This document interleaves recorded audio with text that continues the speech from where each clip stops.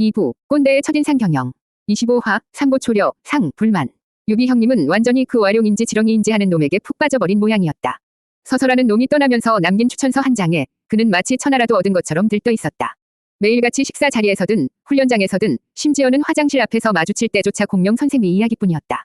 듣자 하니 그분은 천문지리에 능통하고 병법과 정치에도 통달했으며 심지어는 바람의 방향까지 예측할 수 있다 하어.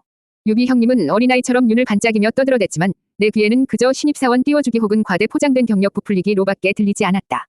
쯧쯧, 저 순진한 양반, 또 사기꾼 놈의 혓바닥에 놀아나고 있군. 나는 속으로 혀를 찼다. 내가 김 부장 시절 저런 식으로 입만 살아서 설치는 신입놈들을 얼마나 많이 보았던가.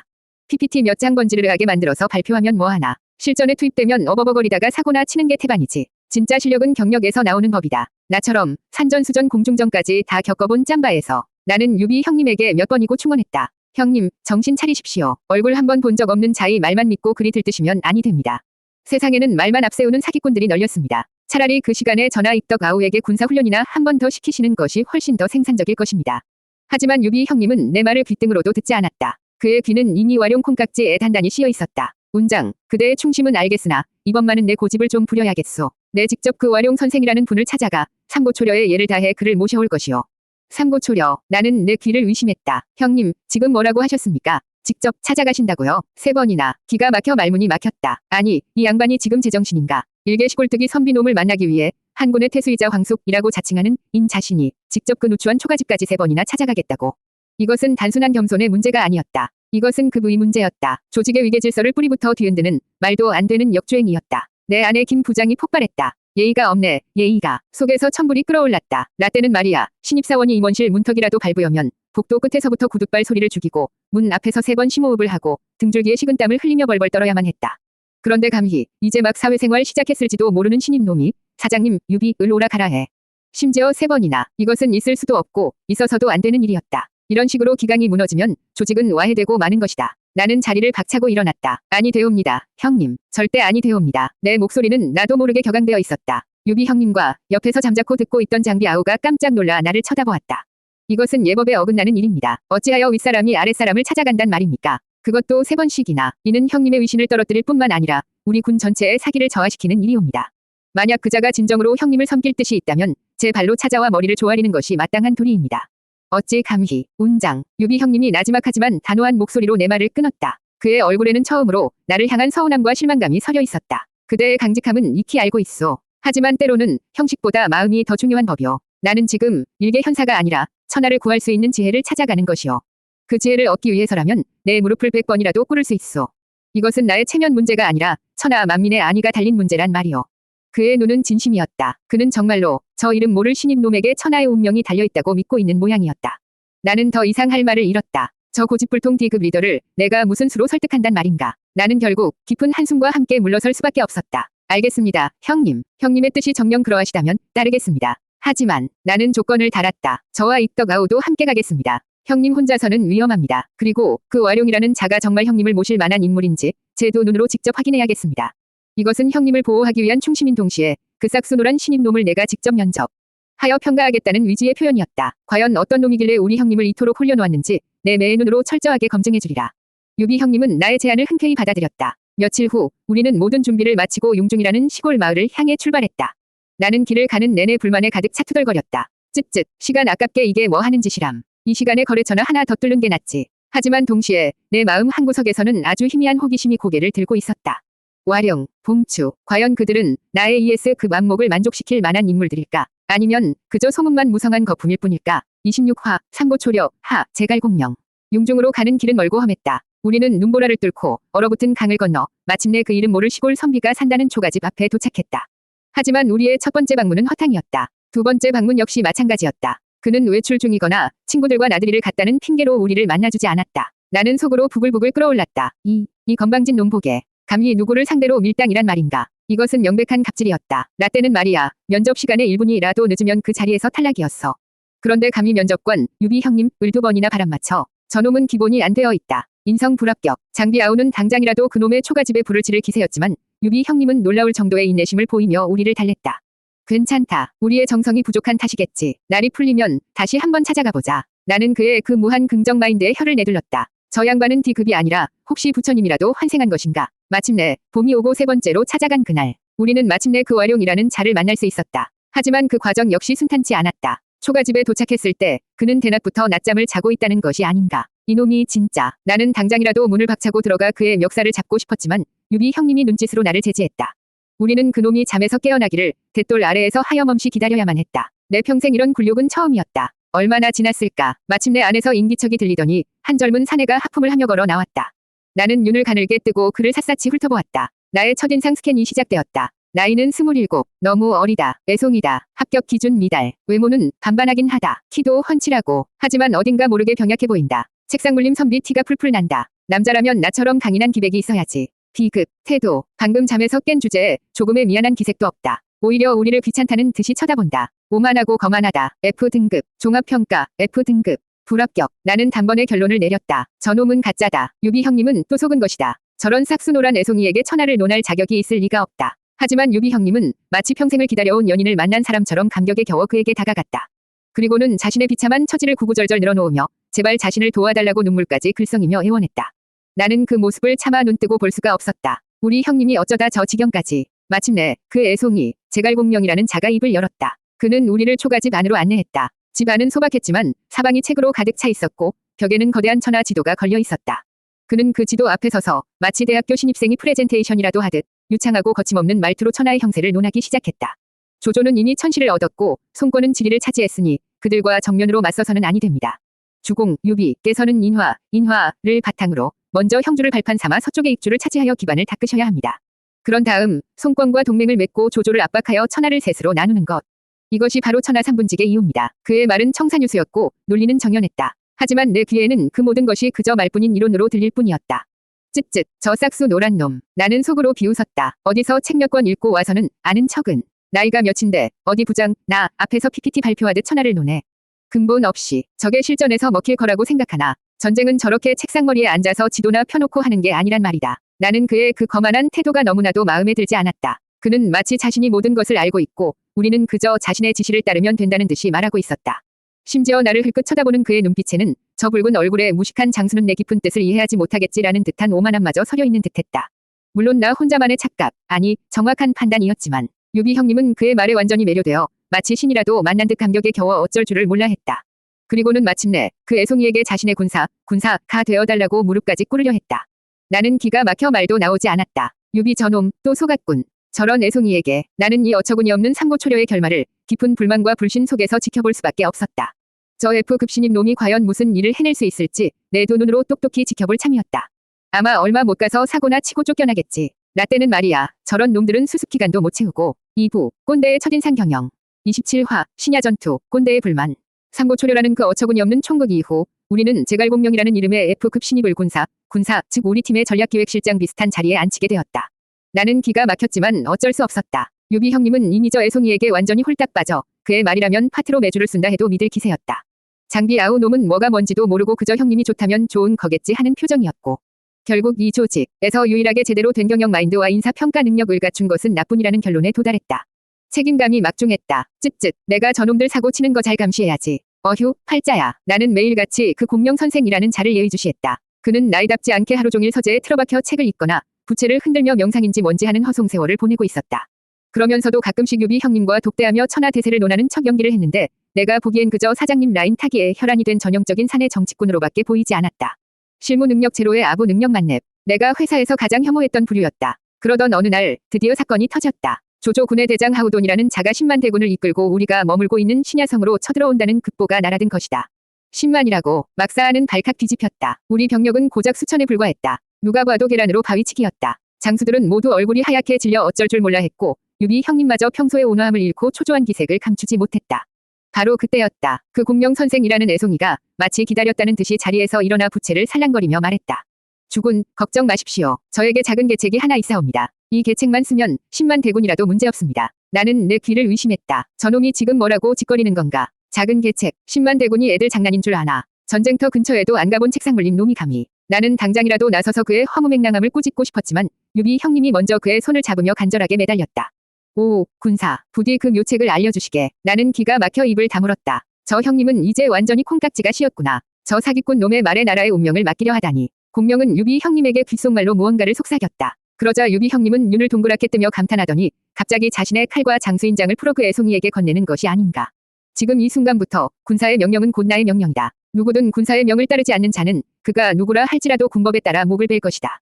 나는 경악했다. 아니, 저 형님이 노망이 드셨나. 저런 애송이에게 정군의 지휘권을 맡기다니. 저놈이 사고 치면 그 책임은 누가 진단 말인가. 결국 또 나 같은 경력직들이 똥 치우게 되겠지. 공명은 인장을 받아들고 단상 위로 올라섰다. 앳된 얼굴과는 어울리지 않게 그의 목소리는 제법 위험이 있었다. 그는 장수들의 이름을 하나하나 부르며 명령을 내리기 시작했다. 관 장군은 들으시오. 병사 1천을 이끌고 방망파 뒤쪽에 강상류에 매복하시오. 모래주머니로 강물을 막고 있다가 내일 정오에 남쪽에서 불길이 치솟는 것을 보거든 즉시 둑을 터뜨리시오.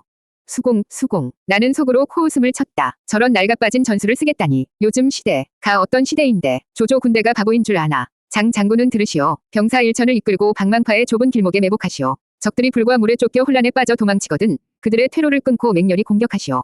매복, 장비 저놈에게 매복을 맡긴다고. 저 단순무식한 놈이 과연 그때까지 조용히 숨어있을 수나 있을까. 백이면 백, 먼저 뛰쳐나가 싸움을 걸고 모든 것을 망쳐놓을 게 뻔했다.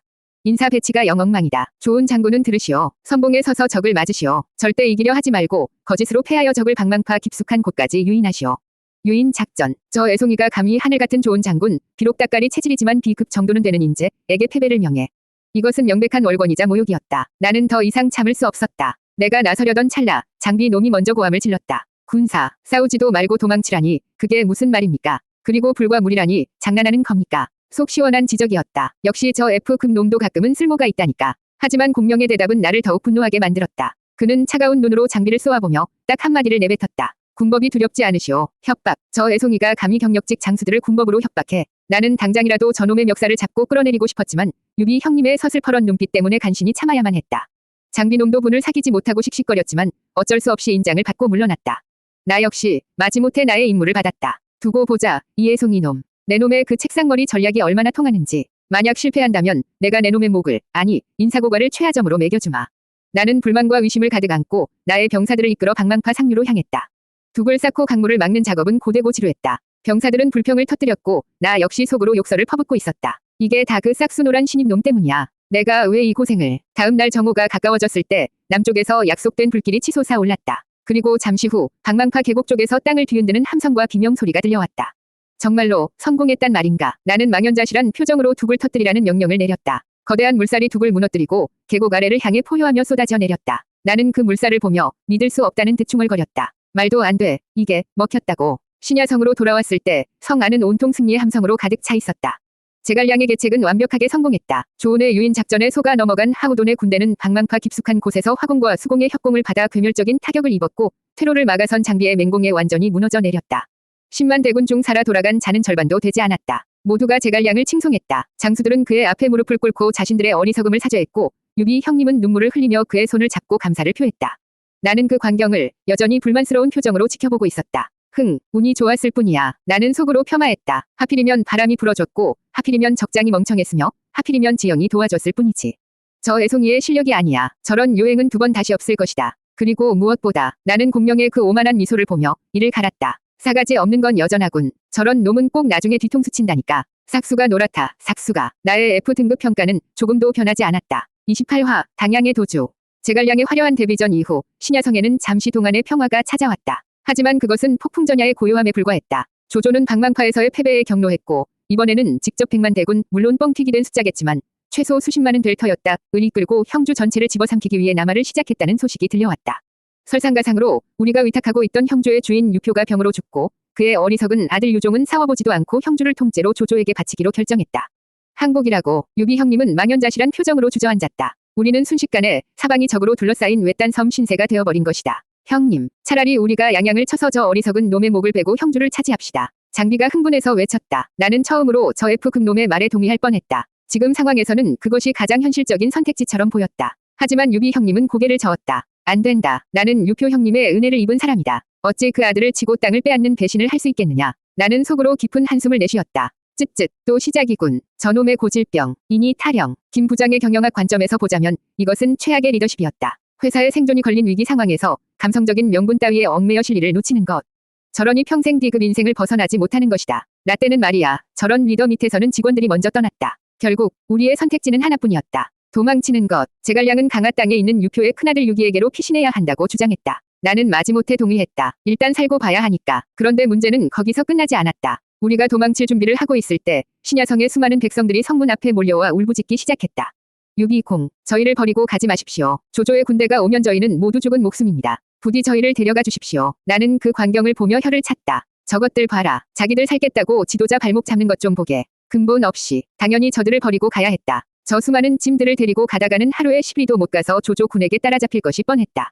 이것은 상식이다. 효율성의 문제다. 하지만 유비 형님은 또다시 나의 상식을 벗어나는 결정을 내렸다. 나는 저들을 버리고 갈 수 없소. 그의 눈에는 눈물이 그렁그렁 맺혀 있었다. 큰일을 하는 사람은 사람을 근본으로 삼아야 한다. 나를 따르겠다는데 어찌 차마 버리고 갈 수 있겠는가. 저들을 모두 데리고 가겠다. 나는 내 귀를 의심했다. 제갈량마저도 경악한 표정으로 그를 말렸지만 유비 형님의 고집은 꺾이지 않았다. 그는 정말로 저 수십만 명의 백성들을 모두 데리고 피난길에 오르겠다는 것이었다. 미쳤어. 저 양반 완전히 미쳤어. 내 아내 김 부장이 절규했다. 이것은 인의가 아니었다. 이것은 감성팔이였고 직무유기였다. 리더라는 자가 조직 전체의 생존보다 자신의 감상적인 만족감을 우선시하다니. 저런 무능력 상사 밑에서 일해야 하는 내 신세가 처량하기 짝이 없었다. 나는 이 결정이 어떤 끔찍한 결과를 초래할지 선명하게 볼 수 있었다. 하지만 나는 아무 말도 할 수 없었다. 이미 군의 최고 결정권자인 유비 형님이 마음을 정했고 심지어 저 F급 애송이 군사 제갈량마저도 그의 뜻을 따르기로 한 이상 나 혼자 반대해봤자 조직의 화합을 해치는 불만분자로 찍힐 뿐이었다. 나는 어쩔 수 없이 이 거대한 삽질 프로젝트에 동참하는 수밖에 없었다. 우리의 도주는 시작부터 재앙이었다. 수십만 명의 백성들과 수천 명의 군사가 뒤섞인 행렬은 거대한 지네처럼 느릿느릿 움직였다. 아이들은 울고 노인들은 쓰러졌으며 사방에서 불평과 원망의 소리가 터져 나왔다. 나는 이 비효율적인 행렬의 한가운데서 말 그대로 미쳐버릴 지경이었다. 내가 왜 여기서 이 짓을 하고 있어야 하는가. 나 같은 S급 인재가 저 D급 리더의 감성팔이 때문에. 나는 속으로 유비 형님을 향한 온갖 욕설을 퍼부으며 간신히 분노를 사귀고 있었다. 그리고 마침내 내가 예상했던 최악의 상황이 닥쳐왔다. 당양 땅 장판이라는 곳에서 조조의 최정예 기병대가 우리의 등 뒤를 덮친 것이다. 2부 꼰대의 첫인상 경영 29화 조자룡 구출. 장판파에서의 아비교화는 끔찍했다. 조조의 기병대는 굶주린 늑대 떼처럼 피난민 행렬을 덮쳤고 우리의 얼마 안 되는 병력은 그 거대한 파도 앞에서 속수무책으로 흩어져갔다. 유비 형님은 백성들과 함께 필사적으로 남쪽으로 도망쳤고 장비 아우놈은 장판교 위에서 홀로 버티며 시간을 벌었다. 나는 제갈량이라는 그 F급 애송이의 지시에 따라 강화로 가서 유표의 아들 유기에게 구원병을 요청하는 임무를 맡게 되었다. 쯧쯧 가장 중요한 순간에 나 같은 S급 인재를 전장에서 빼돌리다니. 나는 배를 타고 강화로 향하며 속으로 투덜거렸다. 물론 구원병 요청도 중요한 임무이긴 하다. 하지만 진짜 에이스는 최전선에서 싸워야 하는 법 아닌가. 저 애송이는 아직도 뭘 모른다. 현장 경험 없는 책상물림 놈의 한계다. 내가 장판교에 있었더라면 장비 놈처럼 고함이나 지르는 게 아니라 청룡도 한번 휘둘러 조조 군의 간담을 서늘하게 만들었을 터인데. 기회를 놓쳤다. 기회를. 강화에 도착하여 유기를 만났지만 예상대로였다. 유약하고 결단력 없는 놈. 유표의 아들이라지만 아버지를 전혀 닮지 않았다. 딱 봐도 C급 이하다. 나는 그의 앞에서 최대한 위험을 지키며 구원병 파병의 필요성을 역설했지만 그는 조조의 보복이 두려워 망설이기만 했다. 역시 근본 없는 놈들은 어쩔 수 없다. 내가 한심하다는 듯이 그를 노려보자 그는 마지못해 약간의 병력을 내주었다. 쥐꼬리만 한 병력이었다. 에잉, 이것 가지고 누굴 구한단 말인가. 나는 실망감을 감추지 못하고 그 병력을 이끌어 다시 장판으로 돌아왔다. 하지만 내가 도착했을 때 이미 상황은 종료되어 있었다. 조조 군은 장비의 기세에 눌려 더 이상 추격하지 않고 물러갔고 유비 형님은 흩어졌던 병사들과 백성들을 수습하여 간신히 강을 건너 한숨을 돌리고 있었다. 그런데 분위기가 이상했다. 모두가 침통한 표정으로 강가에 모여 있었고 유비 형님은 넋이 나간 사람처럼 강물만 바라보고 있었다. 무슨 일이냐? 형님은 무사하신 게냐? 내가 소리치며 다가가자 병사 하나가 울먹이며 대답했다. 장군, 주군께서는 무사하시오나 두 부인과 아두 공자께서 난전 중에 적들에게 둘러싸여 행방을 알 수 없게 되었습니다. 뭐라고? 형수님들과 조카. 나는 잠시 말문이 막혔다. 유비 형님에게는 끔찍한 비극이겠지만 솔직히 내 아내 김 부장은 냉정하게 상황을 분석하고 있었다. 리더가 가족 관리를 제대로 못했군. 공과 사를 구분하지 못하고 피난길에 처자식까지 데리고 온 것부터가 문제였어. 저러니 D급이지. 유비 형님은 땅을 치며 통곡했다. 내가 부족하여 처자식마저 지키지 못했구나. 내가 무슨 낯으로 천하를. 바로 그때였다. 저 멀리 간 건너편 조조군 진영 쪽에서 한 명이 장수가 말을 몰아 미친 듯이 달려오는 모습이 보였다. 그의 온몸은 피투성이가 되어 있었고 갑옷은 갈갈이 찢겨 있었다. 하지만 그의 품 안에는 하얀 강보에 쌓인 어린아이가 안겨 있었다. 자룡이다. 조 장군이 돌아왔다. 병사들이 환호성을 질렀다. 그 장수는 바로 유비 형님의 호위 장수이자 나와는 안면만 있는 사이였던 좋은 자는 자룡이었다. 그는 홀로 적진에 뛰어들어 포위된 형수님들을 구하고 어린 아두까지 되찾아온 것이다. 물론 형수님 중 한 분은 스스로 우물에 몸을 던져 목숨을 끊었다고 했지만 어쨌든 조카는 구해온 셈이었다. 조우는 말에서 내려 유비 형님 앞에 무릎을 꿇고 아이를 조심스럽게 내밀었다. 주군, 소장, 임무를 완수하지 못했습니다. 부인을 지켜드리지 못했으니 죽어 마땅합니다. 유비 형님은 아이를 끌어안고 조은을 일으켜 세우며 눈물을 흘렸다. 아니다, 자령. 자네 덕분에 내 혈육이 목숨을 건졌네. 하마터면 자네 같은 천하의 명장을 잃을 뻔했구나. 유비 형님은 아이를 땅바닥에 내려놓으며 조은을 끌어안았다. 주변의 모든 병사들이 그 감동적인 장면에 눈물을 흘렸다. 아름다운 군신의 정이었다. 하지만 나는 그 광경을 보며 속으로 혀를 차고 있었다. 쇼하고 있네. 물론 좋은 저놈, 대단하긴 하다. 홀로 적진을 뚫고 주군의 아들을 구해오다니. 용맹과 충심만큼은 인정해줄 만하다. 하지만 딱 거기까지다. 나는 조은이라는 인물을 다시 한번 첫인상과 관상으로 평가했다. 외모는 반반하다. 키도 크고 몸매도 좋다. B급 정도는 줄 수 있겠다. 하지만 저 눈빛 너무 곧고 너무 순수하다. 융통성이 없어 보인다. 저런 놈은 딱 시키는 일만 잘하는 비서실 체질이다. 리더감이나 장군감은 절대 아니다. 유비 형님 옆에서 평생 따까리나 할 운명이다. 모두가 조은의 영웅적인 행동에 감동하고 있었지만 내 눈에는 그저 주군에게 잘 보이기 위한 오버액션 혹은 자기 목숨 아까운 줄 모르는 객기로밖에 보이지 않았다. 물론 결과적으로는 성공했으니 다행이지만 저런 무모한 행동은 조직 전체를 위험에 빠뜨릴 수 있는 법이다. 나 때는 말이야. 저런 놈은 꼭 영창에 갔다. 나는 그 감동적인 재회의 현장에서 한 걸음 물러나 팔짱을 낀 채 그들을 지켜볼 뿐이었다. 역시 제대로 된 인물은 나밖에 없군. 저 D급 리더와 F급 아오, 그리고 저 B급 따까리. 이 오합지졸들을 이끌고 과연 천하를 도모할 수 있을까? 앞날이 캄캄했다. 30장, 강동으로 가는 길. 장판파에서의 악몽 같은 도주 끝에 우리는 마침내 강화에 도착하여 한숨을 돌릴 수 있었다. 유기는 우리를 환대해 주었지만 그의 작은 성은 조조의 대군을 막아낼 수 있는 요새가 되지 못했다. 우리는 다시 한번 벼랑 끝에 몰린 신세였다. 바로 그때 구세주처럼 등장한 것은 또다시 그 F급 애송이 제갈량이었다. 그는 뜻밖의 제안을 내놓았다. 주군, 지금 우리에게 남은 길은 하나뿐입니다. 강동의 송권과 동맹을 맺어 조조에게 함께 대항하는 것입니다. 송권과의 동맹, 나는 내 귀를 의심했다. 송권, 그 압이 잘 만나 강동 땅을 거저먹은 붉은 머리에 보라색 수염을 한 그 근본 없는 애송이.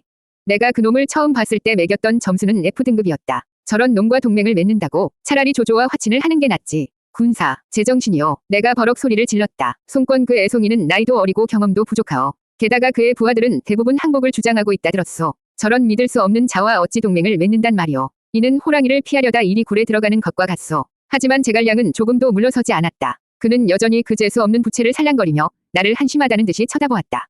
관 장군께서는 아직도 눈앞의 나무만 보시고 숲을 보지 못하시는군요. 송권은 비록 어리나 영영하고 강동의 지리는 험하며 수고는 강합니다. 무엇보다 그들에게는 조조에게 항복할 수 없는 이유가 있습니다. 그들은 대대로 강동의 주인이었기에 조조 밑으로 들어가는 것을 결코 용납하지 않을 것입니다. 이것이 바로 우리가 파고들어야 할 틈입니다. 그의 말은 일리가 있었지만 나는 여전히 그의 그 오만한 태도가 마음에 들지 않았다. 어디 신임놈이 감히 부장, 나을 가르치려 들어. 말은 청산유수로구나. 그래서 누가 간단 말이오. 설마 군사께서 직접 가시겠다는 것은 아니겠지요. 나는 비꼬는 투로 물었다. 저 애송이가 감히 그런 중대한 외부 미팅을 감당할 수 있을 리가 없었다. 저런 중요한 협상은 나 같은 경력직 S급 인재가 직접 나서야 성공 확률을 높일 수 있는 법이다. 내가 가서 송권 그 F급 놈과 그의 부하들의 길을 한번 제대로 꺾어놔야. 제가 직접 가겠습니다. 뭐라고? 나는 내 귀를 의심했다. 저놈이 정말로 가겠다고? 혼자서 저 호랑이 굴 같은 강동 땅에. 아니, 군사. 그건 너무 위험하오. 강동의 신하들은 대부분 항복론자들이라 들었소. 그들이 군사를 해치려 들 수도 있소. 차라리 내가. 아닙니다. 제갈량이 단호하게 내 말을 잘랐다. 이 일은 오직 저만이 할 수 있습니다. 저에게는 그들의 마음을 돌릴 혀가 있습니다. 그는 나를 똑바로 쳐다보았다. 그의 눈에는 당신 같은 무식한 장수는 빠져 있으시오라는 듯한 노골적인 무시가 담겨 있었다. 나는 분노로 온몸이 떨려왔다. 저 싹수노란 애송이가. 하지만 나는 반박할 수 없었다. 왜냐하면 유비 형님이 그의 말에 고개를 끄덕이고 있었기 때문이다. 알겠소, 군사. 모든 것을 그대에게 맡기겠소. 부디 몸조심하시오. 나는 망연자실하게 그 광경을 지켜볼 수밖에 없었다. 이 중요한 임무를 나 같은 S급 경력직이 아닌 저 검증되지 않은 F급 신입에게 맡기다니. 유비 형님은 정말 사람 보는 눈이 없다. 저러다 사기나 당하고 빈손으로 돌아오면 어쩌려고. 내가 갔어야 했는데. 나는 제갈량이 작은 배를 타고 강동으로 떠나는 뒷모습을 보며 깊은 불만과 불안감 속에서 혀를 찼다. 쯧쯧. 요즘 것들은 너무 쉽게 믿는다니까. 저러다 큰 코 다치지. 나는 이 중대한 외교 미션이 실패로 돌아갈 것이라 확신하며 플랜 B를 준비해야겠다고 생각했다. 플랜 B는 물론 내가 직접 강동으로 쳐들어가 송권 놈의 목을, 아니 협상을 다시 하는 것이었다. 역시 중요한 일은 경력직이 나서야 한다.